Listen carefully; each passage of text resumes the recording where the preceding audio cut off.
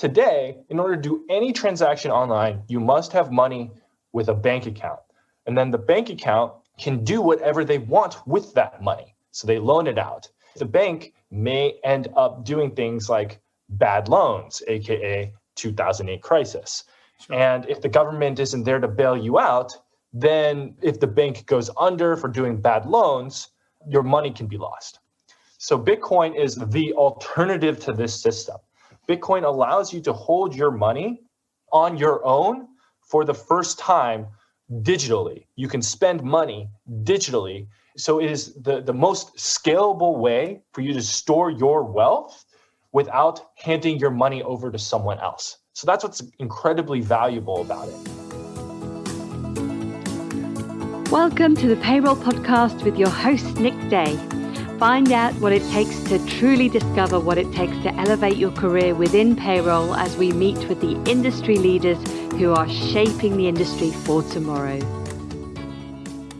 Hello and welcome back to the Payroll Podcast. My name is Nick Day, CEO at JGA Recruitment Group, specialist payroll recruiters. Now, whether you're listening to this podcast for the 50th time or the first time, it doesn't matter. I want to take this opportunity to thank you all for joining me today and what I think will be a really exciting and interesting deep dive into the future of global payroll. That's what we're all talking about. This is brand new and I'm really excited. Before we tell you what that is, if you, of course, enjoy the show, please remember to subscribe to it. If you have a spare moment, share it with all your friends, write us a review. Let's make this podcast number one across the globe. Let's raise the profile of payroll. And that would be amazing for the whole community. But on to today's guest. Today, I am joined by co-founder and CEO of Bitwage, Jonathan Chester. Now, Bitwage is a top 7 blockchain company in the US. It ranks top 21 in the world, and it offers solutions for workers to receive wages in a variety of currencies, including Bitcoin. Something we're going to find out a little bit more about later in this episode. I know already a lot of you have just gone, I don't know what that is. I don't even know what cryptocurrency is. Where do we even get started? That's why Jonathan is with us today. Now, Jonathan writes for Forbes on all things Bitcoin and blockchain related. He writes for the Entrepreneurship section, and since joining the blockchain ecosystem in 2013, he's consulted members of the European Parliament, Dutch banks, regulators, as well as the Californian Senate regarding regulation of the blockchain industry. So it's an amazing privilege for me to have someone with Jonathan's expertise to join us all the way from sunny California for today's show. So Jonathan, how are you feeling today? How are you doing? Yeah, I'm feeling good. Feeling excited to be here. Psyched to have you here. This is the first time we're going to be talking about this in any real detail. So before we jump straight into the payroll element, tell us a little bit about your background to date. What led you to combine the world of Bitcoin with the really exciting world of payroll? Fill us in. Yeah, sure. So before I got into Bitwage, I was working at Oracle. When I was at Oracle, it was a little bit of a boring position, you might say. And so what I was doing to make life more lively is I was looking at new technologies that were up and coming in the world. And as part of that process, I would watch TED Talks. And one TED Talk that I watched was about the future of money. And in that episode, they were talking about Bitcoin. And I very fast became fascinated by various elements, such as efficiencies in transactions, especially in international components, financial sovereignty, banking the unbanked, and these sort of elements. I decided to go down the rabbit hole for about 1 or 2 months, learning everything I could, and I came out this obsessed Bitcoin guy. You know, this is 2013, so there weren't a lot of us out there. So I'd be going, telling people, oh, you got to buy Bitcoin. And basically, one of my colleagues connected me with another crazy Bitcoin guy. And we got together and we were like, okay, this technology is going to be the future. It's going to be, a very important part of finance and monetary systems. How can we leverage this? And we looked at what existed in the world of Bitcoin and cryptocurrency. There were wallets for people to store their money, exchanges for people to get in and out. There was also merchant processing, so ways for people to actually spend their Bitcoin on things like computers and vacations and flights and whatnot. But no one was doing anything with business payments or with payroll. And we thought, okay, if this is really going to take on a life of its own, business payments and payroll are going to need to be an important part of this. So we said, okay, let's be the first people to address this. So we quit our jobs in 2014, and a month later, we launched Bitwage, which was the first Bitcoin payroll product on the market. Amazing. The thing is, we were way ahead of our time. In 2014, people still thought that Bitcoin and cryptocurrency was for, hackers and drug lords and all these sort of things. There wasn't, the perception was way different than what it is now. And so companies were not quite ready to offer this solution. But what happened was there were lots of people who wanted to receive their wages in Bitcoin. So we created a B2C product, and we got all these people who wanted to receive their wages in Bitcoin to come up to the platform. Slowly but surely, what we saw was maybe in the US, people would get $500, $1,000, $2,000 per paycheck or per month. But internationally, people were getting their entire wages, 100% of their wages in Bitcoin. And we realized that people were doing this because there were speed and cost advantages of getting paid through this system than through traditional wires. And we were enabling this to them. So at that time, we built out all of these systems so that we could facilitate international payroll, typically to actually freelancers and gig workers, where they could choose what percentage they want between their local currencies and Bitcoin cryptocurrency. And we would use Bitcoin to actually move the money across countries, but then deposit local currency into someone's bank account. So that was quite popular. Fast forward to today, or rather 2020, COVID's happening. And there's two crazy things outside of COVID itself that are happening. One is you have the cryptocurrency market heating up spectacularly. Bitcoin moves basically from like $6,000 to $60,000, right? Then you also have the increase of remote work. And what we saw at Bitwage was a huge explosion of growth. We've done about $100 million in payroll transactions. We've had about 2,000 registered companies and 50,000 registered recipients on our platform. Wow. And what we're seeing today on both sides, on the cross-border and the benefits, a resurgence of interest. On the cross-border, because now that there's more remote work, more people are hiring internationally, they're hiring freelancers internationally, and so they need more solutions to help make that a simple process to pay their freelancers and gig workers. But also, on the domestic side, what we're seeing is because benefits around the office space are going away, right? Things like bring your dog to work day, sure, or having free meals at the office don't really matter as much anymore. And so HR people are looking for new benefits that help differentiate companies in the new remote work dynamic. And so these two realizations coming together is really what we're seeing right now as interest in Bitcoin payroll is growing. That makes total sense. I mean, that war for talent, everyone's trying to find the new way of incentivizing and engaging their staff. I mean, you were ahead of your curve to do this in 2013. I launched a payroll white paper on blockchain and cryptocurrencies in 2018, but I didn't invest at that time. I wish I had, right? If people had followed you in 2013, they'd be pretty thankful of the Bitwage solution now, right? But if you're a payroll manager listening to this, perhaps you've never even considered the feasibility of paying your staff in cryptocurrencies before. Tell us a little bit more about just defining what cryptocurrency is for those individuals, and why in particular you're so excited about the ability now, as you say, to give people that differentiator. So excited as to why now is the right time for potential companies to consider thinking about paying people in crypto or Bitcoin through the Bitwage solution. Yeah, so there are a lot of different cryptocurrencies. There's thousands of different ones. Yeah. So I'm going to start with Bitcoin and then go broader. So Bitcoin is essentially digital cash or digital gold. It is designed to be a deflationary asset as opposed to cash, which is inflationary. And the thing about Bitcoin is we know that there will only ever be 21 million coins.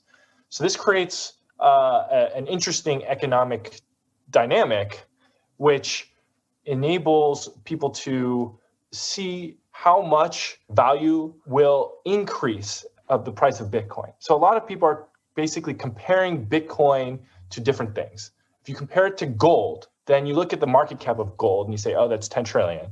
You look at the market cap of Bitcoin, oh, it's 1 trillion.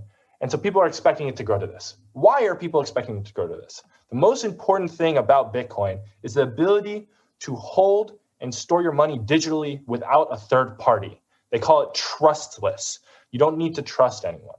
Why does this matter? Today, in order to do any transaction online, you must have money with a bank account. And then the bank account can do whatever they want with that money. So they loan it out. The bank may end up doing things like bad loans, aka 2008 crisis. Sure. And if the government isn't there to bail you out, then if the bank goes under for doing bad loans, your money can be lost. So Bitcoin is the alternative to this system. Bitcoin allows you to hold your money on your own for the first time digitally. You can spend money digitally. So it is the most scalable way for you to store your wealth without handing your money over to someone else. So that's what's incredibly valuable about it. And what we see interesting there is in the global context, right? Bitwage has been around since 2014. And what we've seen is that when there have been major economic and political issues in a country, the price of Bitcoin rises either locally or globally. Some examples, in early 2016, we were seeing a China crisis in the Chinese stock market. And this actually was what caused the price of Bitcoin to start rising in 2016, which ultimately led in the bubble at the end of 2017.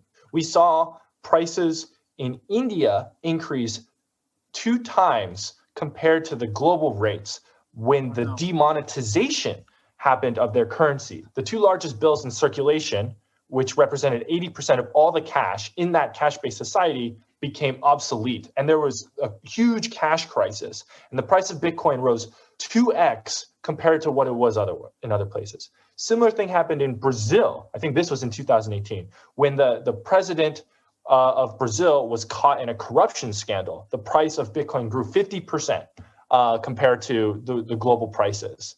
And now, fast forward to 2020, we have all the governments in the world printing cash. The US printed 25% of cash in circulation during that time.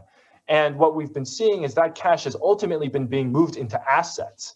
We haven't seen maybe as much inflation on the pricing of goods and food, but we have seen this hit real estate, the stock market, and Bitcoin. This is really one of the biggest drivers for why Bitcoin has grown.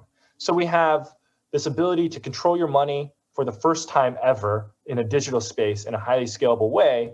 And we have a deflationary component to it, which makes it easy for you to understand how much the price of Bitcoin is going to reach if it were to do something like compete with gold or become a world reserve currency. Sure, that makes sense. Now, something that, I've seen it be quite volatile at times. We'll touch upon that a little bit later. Big people now starting to really support cryptocurrency as an investment decision, Elon Musk being the obvious one, and the rise of Dogecoin recently. But for a lot of people, I'm sure listening to this, I'm definitely one of these people. It never always feels like you've missed the boat, right? The Bitcoin was there before and there's been a bubble. It's a bubble. No, it's too late. You've missed it. For people thinking about utilizing this now, if I said to you, there'll be a lot of people telling them that don't go and put it in Bitwage or into Bitcoin. You've missed that growth now. It's going to start retracing. What would you say to that? Because I would argue, looking at the trend and the graphs that are available to everybody, that everyone that's told me that for the last 10 years has ultimately been wrong. And if I hadn't listened to any of them and done what I wanted to do 10 years ago, I'd be much better off now, right? But is this going to continue? Is this bubble eventually going to burst? And do people need to be concerned about that? So if you look at the history of Bitcoin, we have cycles within Bitcoin. So typically what happens in the cycle is something starts the cycle that is foundational increase in value. And then as it grows, people see the price growing, and then that has an effect where more people hop in. And then the news picks it up, and then they push this, and then the price goes high. And then there's a crash. But the crash in each cycle is always higher than the previous all-time high in the previous cycle, is what we've seen. And why is this happening? There tends to be 2 different effects occurring in each cycle. One is a halving of the production of Bitcoin. So every 10 minutes, new Bitcoin is created through a process of mining. And every 4 years, approximately, the amount of Bitcoin created every 10 minutes is reduced by 50%. So every 4 years, there is a supply crunch. And as a result, the price goes higher. This last supply crunch that happened was in 2020. Before 2020, it was in 2016. So what we typically see is a year after the supply crunch is when the price tends to hit an all-time high for that cycle. Also, what we see is global or local economic affairs. Right now, we have the inflation of currency by the printing of the US dollar. In 2016, we had the Chinese stock markets. Before that, we actually had the EU crisis. So there was a reaction to like the bail-ins that were happening in Cyprus and the issues in Greece that caused, sort of a mini version of this in 2013, 14. So we're seeing this happen over and over and over again. The expectation, though, is that Bitcoin is going to get to a point where it's actually not so volatile. In finance, there's this concept that when an asset finally matures, it's going to go from a volatile asset to sort of an asset with a slow, constant growth rate. And the expectation here is that at some point, Bitcoin is going to mature. Today, it's still early, but at some point, it's going to mature. And instead of being this crazy volatile asset, it'll be an asset that is got a slow, somewhat stable, constant growth rate. And that's what we expect when Bitcoin goes from where it is today to when it's really competing with, gold or maybe some other standard for storing wealth. Have you ever asked yourself, how can I recruit payroll staff effectively? Please don't give up on your recruitment project just yet. Here at JGA Payroll Recruitment, we appreciate the difficulties associated with attracting, recruiting, and retaining top payroll talent. We also understand just how costly a poor payroll hire can be. JGA Recruitment are a niche payroll recruitment agency who will partner with you to resource payroll candidates who will improve both the accuracy and efficiency of your payroll department. Contact us today on 01727 800 377 or visit jgarecruitment.com to find out more. One thing I want to ask, because we've seen a lot of the payroll providers, the big payroll providers, talk about investing in R&D in relation to blockchain and DLT technology. Is that something in relation to what the solution you're offering that the payroll managers and leaders listening to this podcast need to understand in relation to the Bitwage proposition, or is it not relevant when you're talking about cryptocurrencies? Sure. Yeah. So actually, DLT technology is a very misunderstood technology. A lot of people don't truly understand what is the value of it. Right. And you see a lot of similar stuff happening in cryptocurrency as well, where there's a lot of hype around whether or not, you need a blockchain for a particular technology, but you don't always need it in every circumstance. As it comes to Bitwage, the main use case here is whether someone can receive a portion of their wage in cryptocurrency. A lot of people believe that when they receive a portion of their wage in cryptocurrency, they're essentially increasing their long-term salary and their savings without actually having to increase the dollar amount spent on their payroll. This is how a lot of people think about this and have been thinking about it for years, and why people are starting to do this today is they think, I haven't gotten a salary in a long time. This is the closest thing I can do to feeling like I've gotten a salary raise.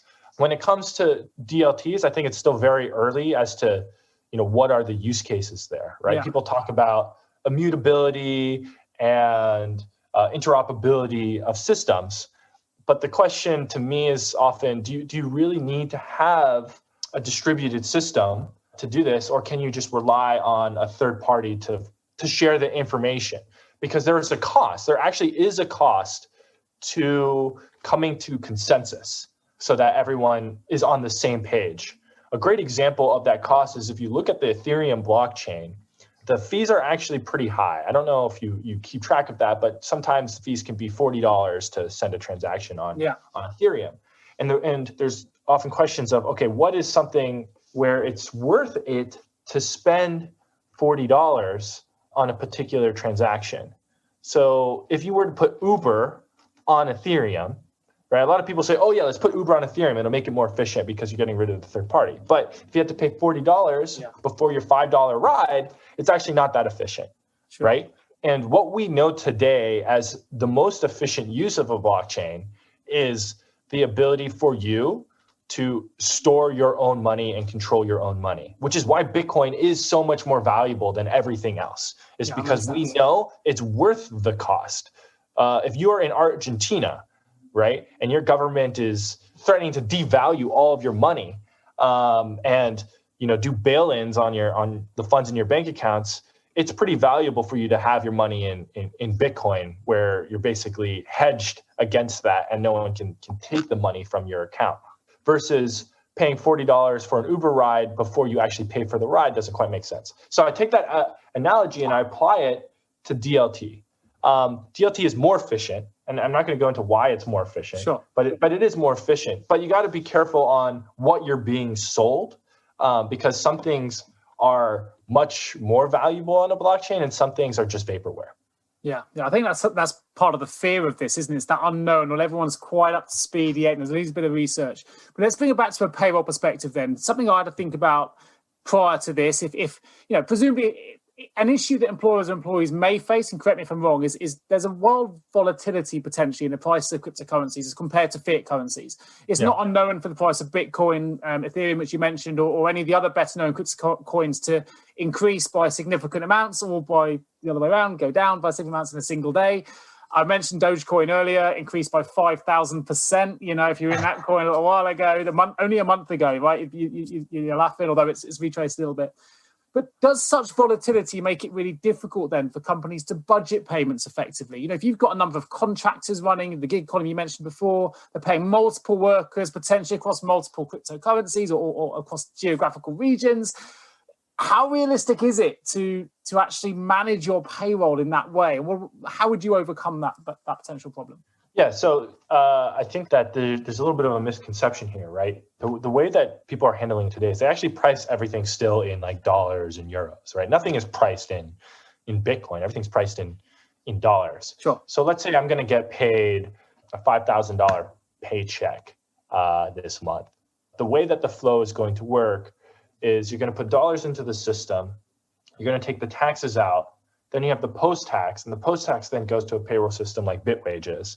Bitwage then takes whatever percentage the worker wants in Bitcoin, converts that into Bitcoin, and then deposits that to the user. So then the user is getting the rate at approximately the same time that the rate is made. So you don't actually have this volatility risk occurring here. There is this other trend that people are starting to talk about, which is a little bit more complicated, where people want to buy the Bitcoin with their year bonus up front and then have that vest over time. Yeah. And one of the risks associated with this particular transaction is a minimum wage law. So even though you can legally pay someone in Bitcoin, you cannot pay them under minimum wage. And when you do something like this, there's a chance that if the price of Bitcoin goes too low, you're now paying under minimum wage. Sure. So to do something like that, it is possible to set up a custom system like that. And I would highly recommend requiring at least the minimum wage to be paid in dollars or pounds, but it's a lot more complicated. The easiest thing to do is just to allow someone to get paid a portion of their wage every paycheck at the price that it is when they get their paycheck. Sure. That mitigates the risk against your standard wages as well, right? So it seems like a more logical approach to it. Yeah. So the value of that is actually when the price is going down, it's better for you, because if you're a long-term believer in Bitcoin, you believe that the price of Bitcoin is going to be going up to, $400K, $600K, $1 million. Yeah. And so when the price is going down, you're sort of buying the dip. That's the terminology. You're buying the dip. So it's actually good for you. And obviously if the price is going up, it's also good for you. So it's a good way to accumulate for the long term. It's a great thing. And as you say, it's very, if you're looking for the longer term, maybe an alternative to a pension arrangement, for example, that's a really, really good way to think about it. From a payroll perspective, then, what are the kind of tax implications that people may need to consider if they're going to be paid part in Bitcoin or other cryptocurrencies? And do they need to also factor in the potential tax liabilities for converting Bitcoin back to a fiat or state-backed currency, or is that outside of your system remit? I'm not too sure. Yeah, so there are some tax implications. Obviously, when you're paid, it's all dollar or pound denominated, right? So you're still paying taxes on that initial income. And that happens before anything gets converted into cryptocurrency. Right. Then after the taxes are taken out, that's when a percentage, whatever percentage the worker wants, gets converted into cryptocurrency and sent to the user. Then at that point, that user has no tax liability until they sell the cryptocurrency, at which point they will have a capital gains tax event. And what they'll need to go back to a system that can provide cost basis reporting like Bitwage. Bitwage provides that reporting for them to be able to do their taxes properly at the point in time when they sell that cryptocurrency. Great. Well, capital gains tax is the best tax in the sense that you're only paying it if you're in a good position, right? So that's a good thing. So Something I want to highlight on this podcast is I had a look, obviously, what you guys do. You've got a brilliant sort of investment strategy that you offer. People so it's an online average calculator where people can kind of play around and see how this could really work for them as an investment strategy. Can you tell us a little bit more about your I think it's bitcoin-dollar-cost-average.com. I'll put a link in the show notes, but tell us a bit more about that. Yeah, so bitcoin-dollar-cost-average.com is a dollar cost average calculator for investing into Bitcoin. So dollar cost averaging is an investment concept where instead of doing a bulk purchase all at once, you do small purchases over time. And the reason why you would do that is if you believe in the long-term trend, but you don't want to worry about short-term volatility. And I think that this is a big issue that a lot of people come into when they're thinking about entering the crypto space is like, I believe that Bitcoin is going to go up 10x, but for some reason, if it's going to move, 5% against me on this particular transaction, I'm just not going to buy. Yeah. Right. And I'm sure you personally have gone. Yeah, 100%. I'm laughing at here because I believe both cases. Right? I definitely believe certainly, the 500,000 mark, I think is potential in the long-term future. But that 5% swing always worries me to get involved in the first place. I'm a prime example of that for sure. Yeah, so dollar cost averaging kind of removes that stress by instead of doing a big bulk, you do small amounts, $500, $1,000 every paycheck or less, if that's a lot for you, and then you slowly accumulate over time. And so if there is volatility in the price, it doesn't affect you as much. And in fact, it's good for you when the price is going down, as opposed to being bad. So when you go to Bitcoin dollar cost average calculator, which is bitcoin-dollar-cost-average.com, you can see a whole host of different options for whether you're getting paid weekly, bi-weekly, twice a month, once a month. You can choose when you want to start. You can also compare it against a one-time payment. We also have a functionality that you can turn on where you can see approximately what your federal taxes would be on capital gains if you were to sell it all today. And what is really fun to do, you can actually look back to the 2017 bubble. And you can go to the most expensive time at that bubble. So Bitcoin was $20,000 at that time. And if you were to buy one Bitcoin at that time, it'd be $20,000. But if you were to get, I think it's $500 every paycheck, twice a month, from then until now, you would have more than 2 Bitcoins. And you would have spent the same amount of money. So you'd have double the amount of money. So that what that basically shows is the value of dollar cost averaging and how it helps, for you to get into Bitcoin without worrying so much about the short-term volatility swings. Sure. And I'll put a link on the show notes. People can access that, have a play around with it. If I'm a payroll leader, then I've got my system set up already. I'm already running an efficient payroll. I've invested in rapid digital transformation. I'm happy with the latest software. How does Bitwage work? Do you integrate with existing systems? Do we need to take on your entire platform? Tell us a little bit about how that would work if there was a leader here listening to this going, actually, let's have a look at this as a solution. Yeah, so let me separate 2 different products. We have the payroll product, and we also have a 401k product, which is a U.S. benefits product. The payroll product will sync with whatever payroll system that you have already. So you do not need to migrate your payroll system. It is just a sync into it. What happens is you create a company account, you invite your workers because the workers need to choose, where they want their cryptocurrency to go and what cryptocurrency they want. We offer 6 different kinds of cryptocurrencies. And when the company comes on and sets everything up, they basically engage in like an enrollment period. Unlike traditional payroll where enrollment periods happen at particular times, this enrollment can happen at any time. So you don't need to do it at a particular time. When you do enroll, the common thing is to do maybe once a year, twice a year, once a quarter, and you choose sort of what you want as your percentage to go to Bitwage. And then you go to your payroll provider and say, I want to create a deduction on post-tax net paychecks for that percentage. So let's say you wanted 20%, you go and you say 20% net deduction for this person.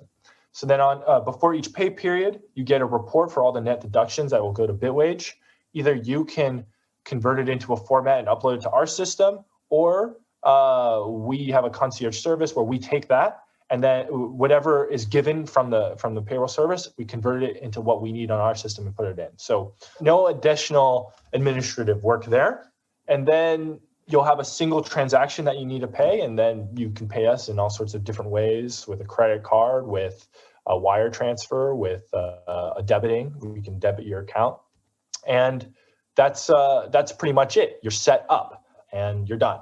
So it's not an all or nothing. Employees can opt in or opt out, once the payroll provider set this up. And I know you're live in the UK as well. So for those listening to this thinking, this is just the US solution, your Bitwage example you've just given there is very much available for UK clients as well, isn't it? Yes. And I forgot to mention that once the 20% goes through, let's say the person doesn't want 20% once a year. Sometimes they want to switch it. So they want just 10%.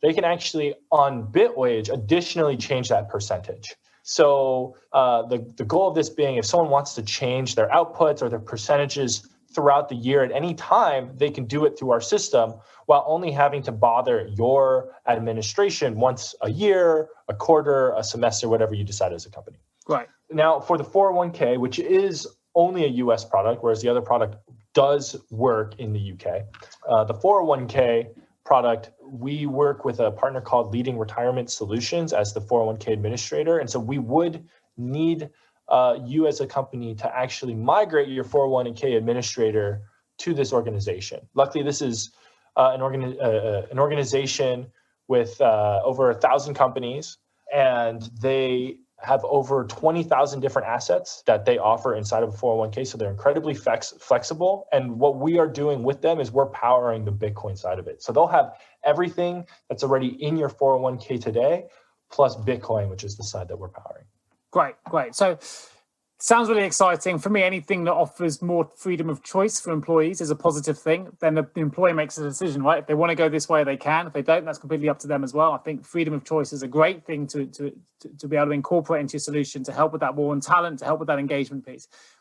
Tell me a little bit more about how you think then payroll tech and Bitcoin and that relationship with the industry as well is really going to start transforming over the future years. I mean, as you said, 2013, it was a really new concept. I wrote about it in 2018, still then a very new concept, but it's really caught the public imagination at the moment. So how, what do you see the future looking like for payroll, and what do you see the future looking like for crypto being a payroll choice?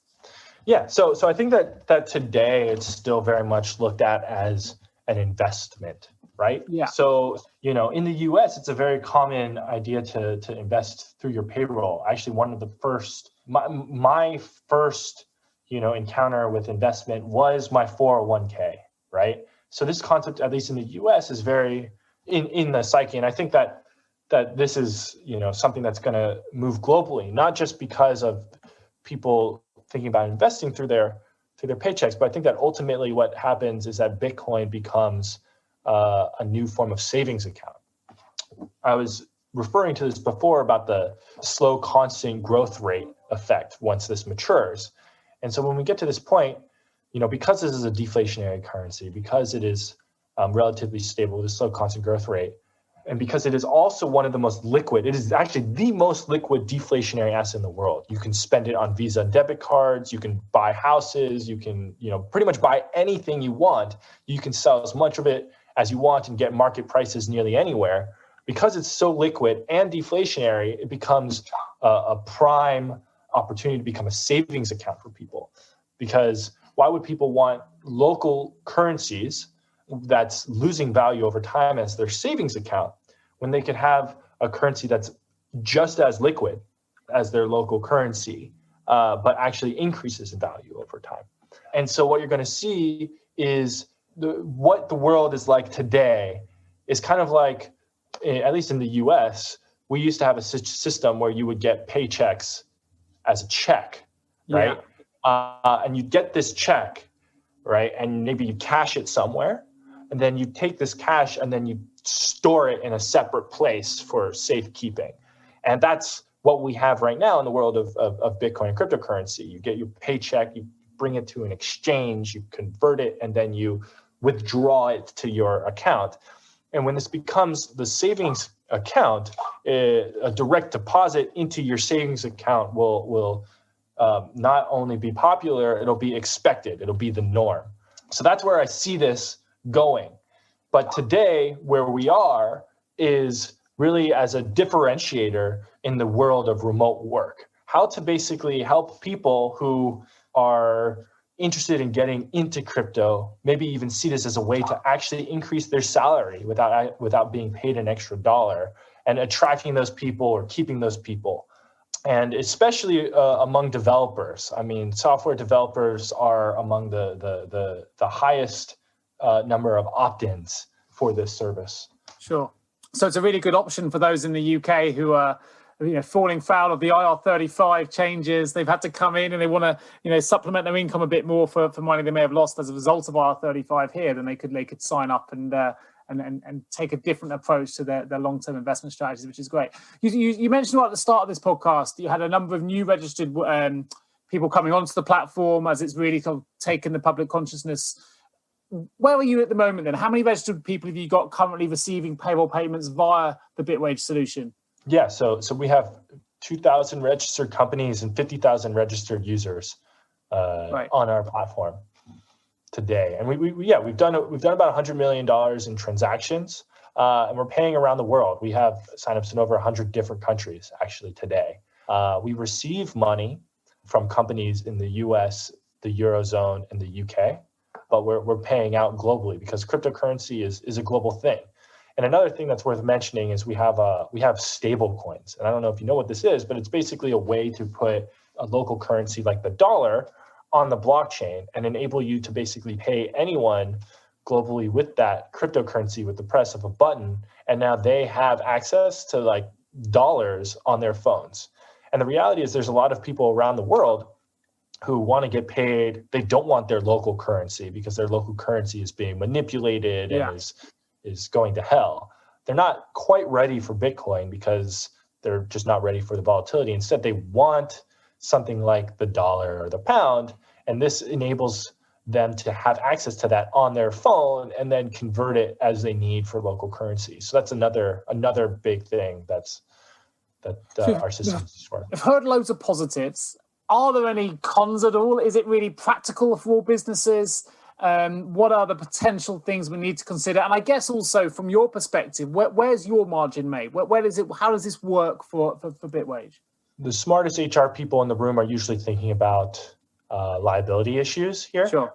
So the volatility is one that people think about. Another is wallets that people think about. So to address these 2 points, when it comes to volatility, the workers are technically receiving the money when it hits our system as it pertains to the contract, but then also the funds are converted and sent out within an hour of when the transaction is purchased. Sure. So this volatility window is actually very, very small. There isn't typically a whole lot of price movement during that time. The other piece is the wallet. So users come to our platform and they provide their own wallets to us. We can provide webinars, we provide blog content and recommended wallets as well for those users to figure out their own wallet situation so that you are not pushing a wallet to them, right? Sure. By giving them the choice and having us educate them, you are separating the liability of choosing a wallet for the user. where we make our money. I mean, there's a full suite of fees on the platform, depending on how you fund us, which currencies are paid out, as well as whether you use premium or not. Typically, a company doesn't have to pay for the payroll product unless they're paying for a premium service, which for them is $7.99 per employee per month. And with that, you basically remove 1% local currency fees for your users. And it comes with that concierge service that I was telling you about earlier. Besides that, there's not really many fees for you as a company to have to consider. For the worker, there's that local currency fee. And besides that, there is, it's just the exchange rate that they get on crypto, although there is also some flat fees depending on the crypto. That's all available on the website, right? So we can take a look at that. I mean, if you just go to www.bitwage.com/pricing, you'll get the entire fee system there. And we're seeing this come to the fore. We're seeing some of the world's biggest entrepreneurs, investing now in crypto, putting their very publicly putting their investments in this space. So it is definitely moving. Last question for this. It's been a really informative podcast. Thank you so much, Jonathan, for walking us through this with childish steps, right? But it's a new concept for payroll professionals. I'm hoping this has given them everything they need. How is Bitwage different then from some of the competitors that are out there in the crypto payroll space? What are you doing that's a little bit different to others that people may be able to find if they were to look online? Sure. Yeah. So some of the differences are we're one of the most flexible systems out there with the most ways to fund us and the most cryptocurrencies on offer to pay out. We have a 401k option that doesn't exist. We have wallet flexibility where we pay out directly to users' wallets as opposed to requiring a user to sign up to our wallet and thus having to trust that custody solution. And we also have flexibility on who is paying fees and whether you're just enabling the workers to have the option, or if you want to actually pay for some of those fees as like a benefit, kind of like how in a 401k you might sponsor up to 4% of a match. We're the only system that basically gives the company the option to do something like that. Fabulous. Well, I think it's been a fantastic walk through, a fantastic tour into the world of Bitcoin, the world of Bitwage, of course, and cryptocurrencies as a payroll solution. I'm all for, as I say, that freedom of choice for engaging your employees. So I think it's a wonderful opportunity for brands to get involved. Tell us a little bit about where they can find. If they want to find more information, Jonathan, they want to explore this solution in more detail. Where can people go to find you? Yeah, so you can go to www.bitwage.com.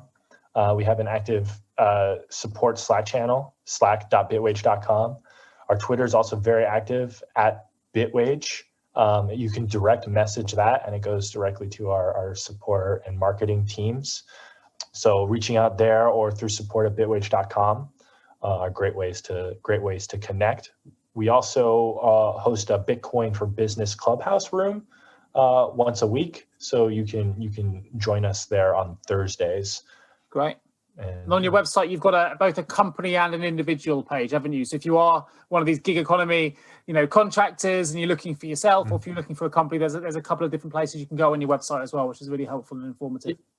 Yep, great. Yeah, exactly. So if you're looking for a B2B product, you can just sign up at the company page and invite workers. If you're looking for the B2C product, because we do have a product that goes directly to the employees and directly to the freelancers to sign up and use us, you would go to our individuals product. Fantastic. Jonathan Chester, it's been amazing to have you on today's Payroll Podcast. I can't tell the listeners enough how much of an expert we've got in this field. As I say, you write for the Entrepreneurship section in Forbes magazine. You've advised government and senates, and it's a real pleasure to have you on board. Of course, if you are listening to this podcast and you need support on the recruitment side of things, then please also give myself a call. You can check out our website, jjrecruitment.com, or reach out to me directly at nick@jjrecruitment.com. But that, for now, it just leaves to say a huge thank you to you, Jonathan, for joining me today. And I look forward to bringing the next episode of the Payroll Podcast to you all again real soon. Thanks a lot. Thanks, Jonathan. Yep, thanks. Thank you so much for tuning into the Payroll Podcast with Nick Day of JGA Recruitment. If you need help with a current payroll vacancy, then please get in touch with Nick and his team. All contact details can be found in the episode notes. In the meantime, to make sure you never miss a future episode, please subscribe to the show through any of your favorite podcast channels. Till next time.